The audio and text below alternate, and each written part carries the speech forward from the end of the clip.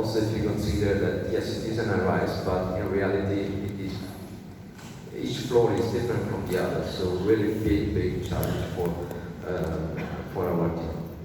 This image is before General insisted that it would put that horrible red cap on top of it. If Zaha Hadid was still alive, she would never have allowed it.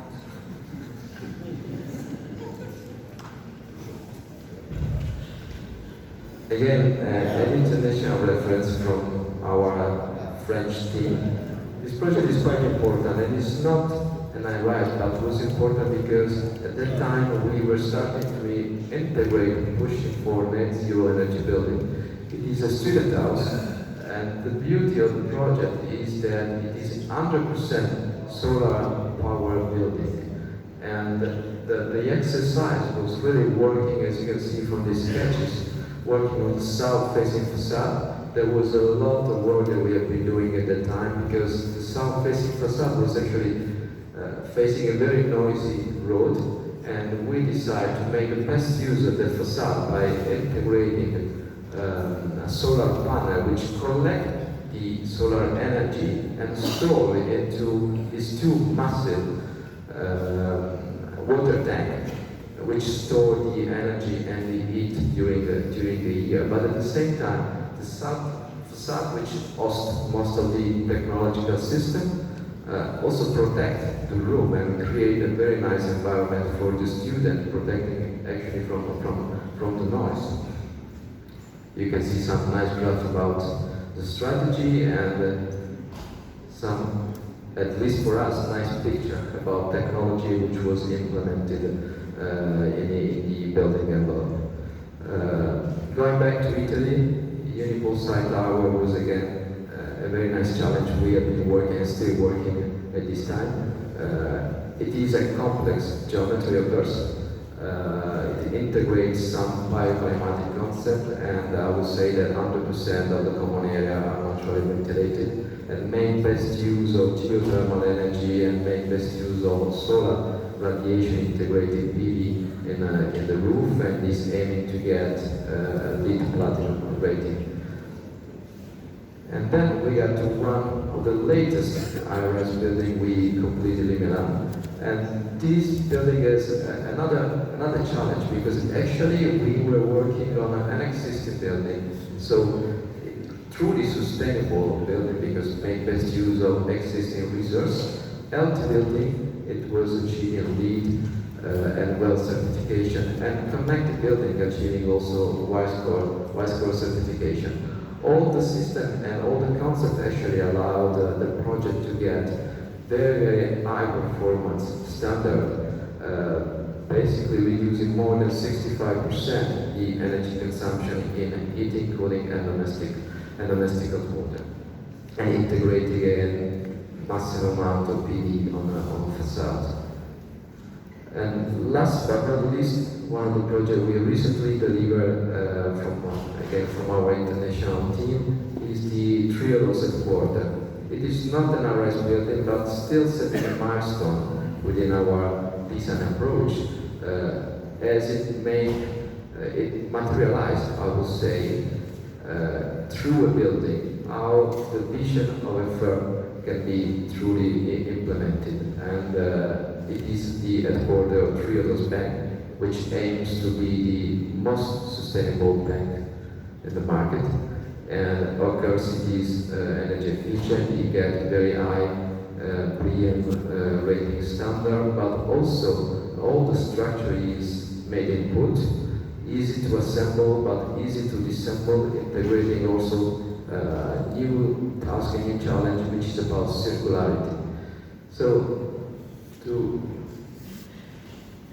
close back this first session, some key topic that we have been experimenting so far is in our design of high-rise building is of course bioclimatic approach, integrating sustainability and wellness, integrating smart technology, developing our design in BEAM, achieving net zero energy building, and integrating circularity into the project. But that is what we have been doing so far. And I'm sure that Leandra will tell you what we are thinking to do in the near future. what's next?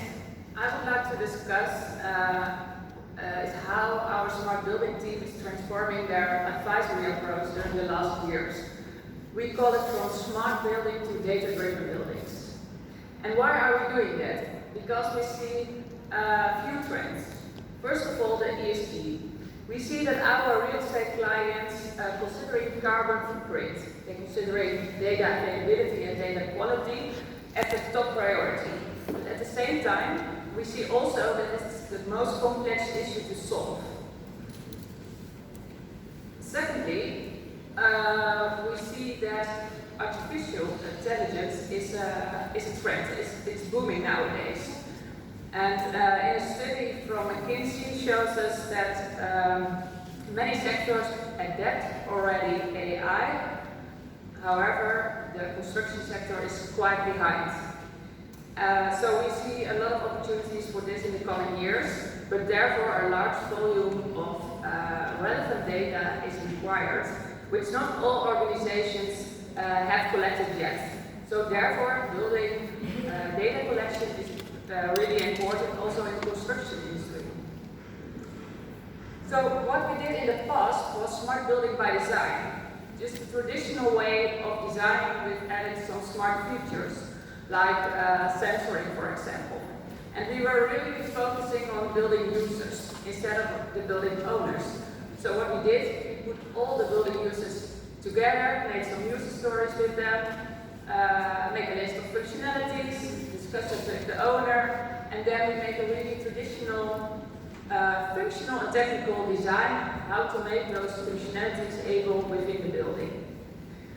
Then we have a tendering phase, and when we finalized it, sometimes we did data strategy, but most of the time, after we did it really traditional design process. So what are we doing nowadays? We call it data-driven design, or data-driven buildings, or even data-driven business. What we do, we start with the owner instead of only the building users in the previous approach. So we take a broader look at the data in the building, and with the owner, or the property owner or the building owner, we make business cases, set KPIs, and set the data and definition. The business case can be very broad. It should, or it doesn't have to be that building specific. So for example, it could be a business case regarding the ESG, and then we're going to approach that data that is needed to apply for the ESG. And we can do the same with BREEAM and WELL, for example. Then we look also at business, what is possible with that building data. So there are companies who are doing data analytics with building data. So it could be a very valuable business case to sell the building data from the building owner or the property owner to that companies. So once we have all the KPIs, we know what we wanted to measure, and we're going to look what technology is needed. And that's in this process actually the last step. We aim to use as much as possible data which is already available in the building. Because in classical buildings, most of the time, even if it's not smart, there is already a lot of data available. And our goal is also not to put a building full of sensors and applications. Now it's our goal to have all that data which is needed to have the business case of the building or property owner. So that's basically our consultancy approach of data-driven design. And that, of course, we do it always in close consultation with our clients. So let's show me 3 more practical services related to data-driven design. A medical approach for buildings, what do you mean? I will tell you. First of all, our digital due diligence. It's developed by our smart building and digital team. And it's a deep analysis and a decision-making tool to help with defining the digital and smart ambition. And our team checks if assets are smart readiness by assessing existing technology and data infrastructure. How does it work? It's quite simple. the DD consists of 4 steps. So we start with the assessment, 90 teams, and that's actually the basis to measure the current level. Then we define an ambition of each team, and we do that always with the building owner. Doing a gap analysis to define what's the current level and what's the gap between the current level and desired level. Then we make a plan how to come to that desired level, and at the end we make a cost analysis. So it's a quite simple application to get more insight or understanding of your building related to how digital or smart it is and could be. Then we have the doctor of building or our medical approach.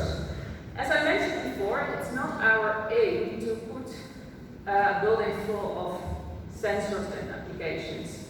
And it's also not our aim to get as much as data out of the building just for collecting.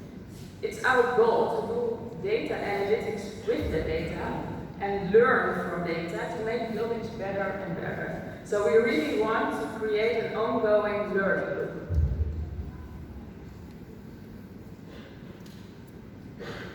Then I will finalize with a best practice regarding vertical transport.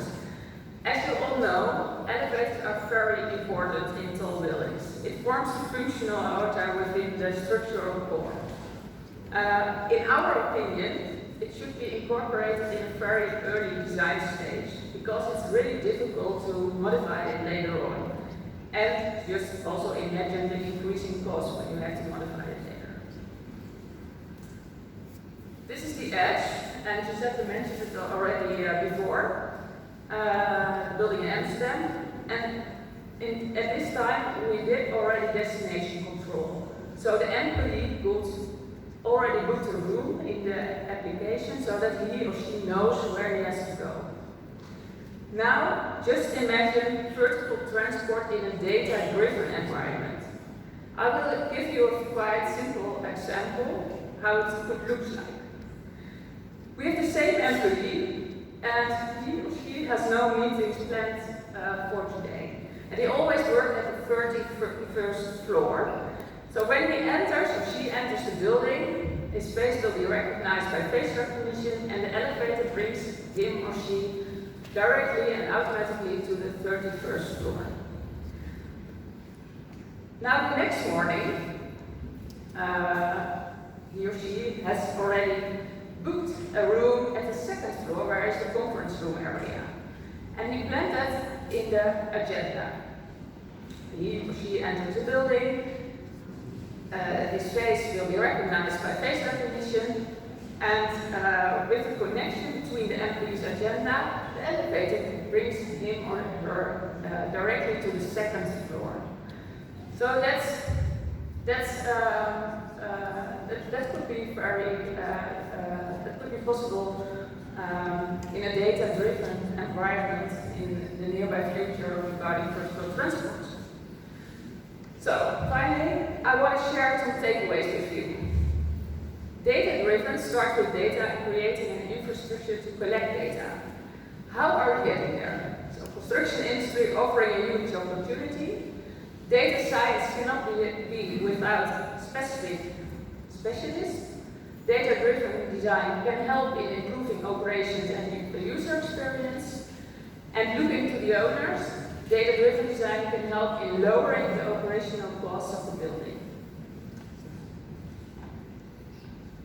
Well, thank you, Leandra. We gave it to a story through our past, our present, and our future. So, really pleased to help you with your future challenge in designing a RS building. Thank you.